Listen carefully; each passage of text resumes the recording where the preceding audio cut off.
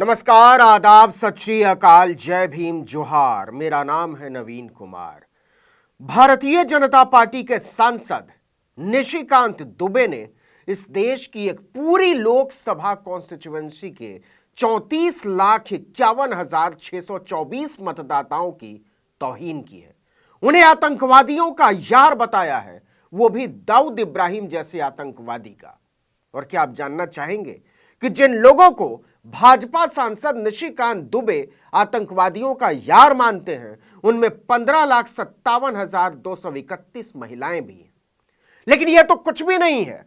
निशिकांत दुबे ने प्रकारांतर से भाजपा, नरेंद्र मोदी और योगी आदित्यनाथ के नाम पर वोट करने वाले 3,12,768 वोटरों को भी आतंकवादियों का यार बताया है। तो सुन लो भाजपा को वोट करने वालों, आप जिन विश्व गुरु के नाम पर वोट करते हैं, उनके चेले आपको किसी भी समय आतंकवादियों, उग्रवादियों का यार बता सकते हैं। इसके लिए तैयार रहना, क्योंकि इनके राष्ट्रवाद की परिभाषा में तुम्हारे वोट का मतलब कब आतंकवाद और उग्रवाद को समर्थन मान लिया जाएगा, कोई नहीं जानता। चलिए उलझिए मत, हम स्थिति को साफ कर देते हैं। निशिकांत दुबे को तो जानते ही होंगे आप। उन्हीं की शिकायत पर टीएमसी सांसद महुआ मोइत्रा की सांसदी पर बन आई है।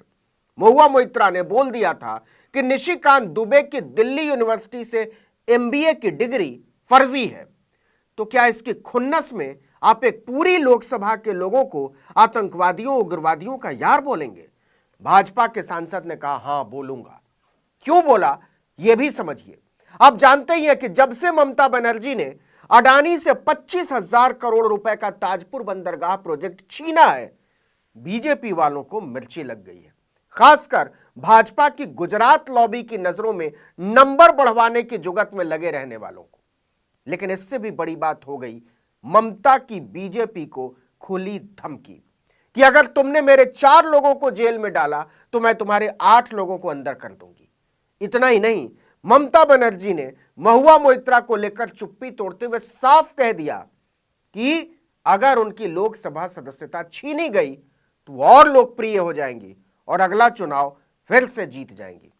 अब देखिए कि इधर ममता ने बीजेपी को धमकी दी और उधर निशिकांत दुबे आगे आ गए। उन्होंने ममता बनर्जी और सांसद महुआ मोइत्रा को यह कहकर घेरने की कोशिश की कि जीतने के लिए तो दाऊद इब्राहिम भी आजमगढ़ से चुनाव लड़ा तो 99% चांस है कि जीत जाएगा। लेकिन वो कहते हैं ना कि ज्यादा बोलने वाले लोग भी अपने लिए कभी कभी मुसीबत पैदा कर लेते हैं। दाऊद इब्राहिम कौन है हम सब जानते हैं। मुंबई के सीरियल धमाकों का कसूरवार, सैकड़ों बेकसूर लोगों की जान लेने वाला। उसमें हिंदू हैं, मुस्लिम हैं, सिख हैं, पारसी हैं, ईसाई हैं, यहूदी हैं। क्या भारत का एक भी नागरिक उसे वोट कर सकता है? लेकिन इस देश के लोगों से घृणा करने वाले, उसकी समझ पर संदेह करने वाले, भारत को लेकर उनकी आस्था और विश्वास को कुचलने वाले भाजपा के सांसद को ऐसा ही लगता है। और सुनिए, वो सारे लोग मुसलमान नहीं हैं, उनमें से ज्यादातर हिंदू हैं और भाजपा को वोट करते हैं। आजमगढ़ जिले की सरकारी वेबसाइट के मुताबिक इस जिले में 34,51,626 वोटर हैं और भाजपा के सांसद के मुताबिक, निशिकांत दुबे के मुताबिक, इनमें से ज्यादातर दाऊद इब्राहिम जैसे आतंकी के यार हैं। हम जानते हैं कि निशिकांत दुबे ने ऐसा करके इस देश के मुसलमानों को देशद्रोही साबित करने की कोशिश की है, उनके निष्ठाओं पर शक जताया है। लेकिन उन्होंने असल में मुसलमानों को नहीं, हिंदुओं को देशद्रोही साबित करने की कोशिश की है, क्योंकि आजमगढ़ के मतदाताओं में केवल 24% आबादी ही मुसलमानों की है। बाकी के 76% यानी 2/3 मतदाता हिंदू हैं। इनमें दलितों की आबादी 20% है लगभग। आजमगढ़ से आज तक 17 सांसद चुने गए हैं और उनमें से अकबर अहमद डंपी एक को छोड़कर 16 सांसद हिंदू रहे हैं, इनमें से 2 बीजेपी से भी। लेकिन निशिकांत दुबे के मुताबिक ज्यादातर हिंदू आतंकवादियों के यार हैं, जो दाऊद इब्राहिम के चुनाव लड़ने की सूरत में उसे जिताकर संसद भेज देंगे। क्या आप इस गाली का मतलब समझते हैं? दरअसल निशिकांत दुबे ने पूरे लोकतंत्र को, भारत के संविधान को, भारत की जनता को और भारत की सामूहिक संवेदना को गाली दी है। मेरी मां कहती हैं कि जो जरूरत से ज्यादा होशियार बनता है ना, वो 3 जगह मखता है। मैंने अपनी मां से पूछा था कि इसका मतलब क्या होता है। उन्होंने इसकी सप्रसंग व्याख्या की थी। जरा आप भी ध्यान से सुनिएगा, मजा आएगा। हालांकि आपके सौंदर्य बोध को कुछ धक्का सदमा लग सकता है, लेकिन कहावत बड़ी मजेदार है, सुनिएगा। मां ने बताया कि देखो, मान लो किसी आदमी के पैर में गलती से मैला लग गया। मैला किसी भी चीज को कहते हैं, गोबर को कहते हैं, पाखाने को कहते हैं, किसी गंदी चीज को कहते हैं। साधारण आदमी से मान लेगा, पैर धो लेगा। लेकिन जो बहुत काबिल होगा और चाहता होगा कि लोग उसको बहुत काबिल माने भी, वो क्या करेगा? वो ये करेगा कि केवल पैर में लग जाने से नहीं मानेगा कि मैला है, वो उसको पैर से हाथ में लेगा और छू कर देखेगा, फिर भी नहीं मानेगा। छूने के बाद वो मैले को सूंघ कर चेक करेगा कि वही है या कुछ और है। लेकिन वो सूंघने के बाद भी नहीं मानेगा, फिर क्या करेगा? वो उसको चखेगा और तब जाकर कहेगा और मानेगा कि हाँ, ये मैला ही है। यही निशिकांत दुबे के साथ हो गया है। ज्यादा होशियार बनने के चक्कर में उन्होंने भाजपा के ही सांसद दिनेश लाल निरहुआ को कह दिया है कि तुम दाऊद इब्राहिम की तरह हो और तुम्हें वोट करने वाले उसके यार हैं। आपको याद हो तो 2022 में अखिलेश यादव की सीट छोड़ने के बाद उपचुनाव हुए थे। भोजपुरी फिल्म स्टार दिनेश लाल यादव उर्फ निरहुआ आजमगढ़ से सांसद चुने गए थे भाजपा के टिकट पर। और आजमगढ़ के लोग निशिकांत दुबे के हिसाब से किसको वोट देते हैं पता है ना? दाऊद इब्राहिम की तरह के लोगों को। तो निशिकांत दुबे का बयान दिनेश लाल निरहुआ के लिए मुसीबत बन गया। सवाल उठने लगे कि क्या बीजेपी सांसद दिनेश लाल निरहुआ देशद्रोही हैं, गुंडे मवाली हैं, खराब आदमी हैं? निशिकांत दुबे के हिसाब से इसका जवाब क्या हुआ आप समझते होंगे। इसीलिए निशिकांत दुबे के बयान के बाद उनकी जीत पर ही सवाल उठने लगे। आपको बता दें कि दिनेश लाल निरहुआ को 3,12,768 वोट मिले थे नरेंद्र मोदी की फोटो देखकर।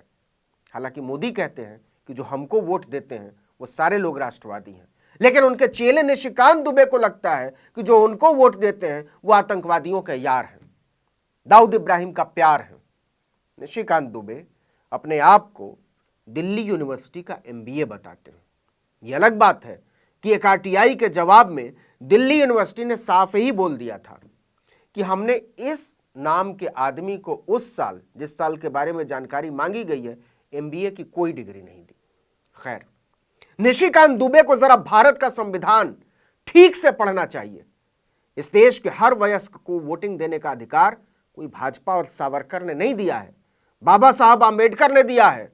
संविधान का अनुच्छेद 326 यह प्रावधान करता है कि 18 साल की उम्र हासिल कर चुका हर व्यक्ति जो भारत का नागरिक है उसे लोकसभा, विधानसभा और स्थानीय निकायों के चुनाव में वोट करने का पूरा अधिकार है। संविधान इसकी गारंटी देता है।